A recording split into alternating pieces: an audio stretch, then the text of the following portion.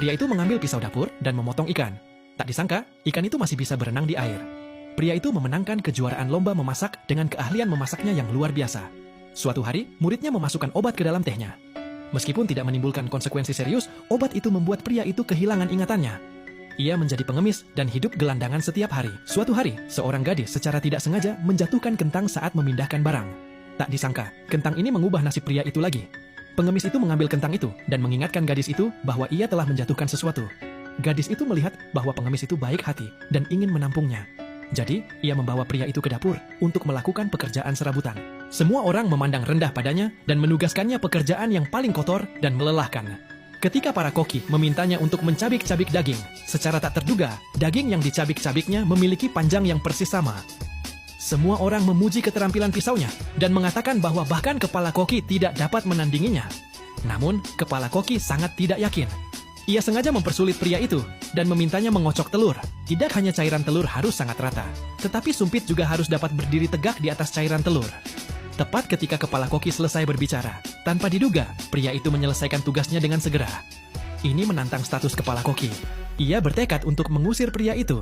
Jadi, ia meminta pria itu untuk mengoleskan saus pada daging sapi, dan ketebalannya tidak boleh melebihi 1 mm.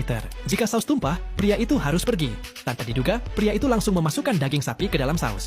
Kemudian, ia menggunakan energi internal untuk mengeringkan saus yang berlebih. Setelah itu, ia menampar meja dengan keras. Semua potongan daging sapi olahan tersusun rapi di udara, dan tidak setetes saus pun tumpah. Meskipun kepala koki tidak ingin pria itu tinggal, pria itu memenuhi semua persyaratan, jadi ia harus berkompromi.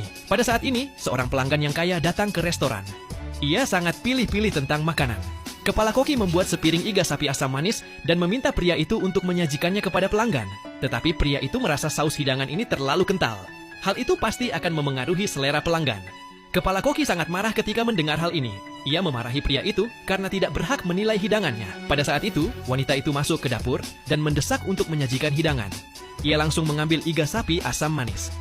Pemilik restoran mengira pelanggan akan menyukai hidangan ini, tetapi pelanggan itu langsung memuntahkannya.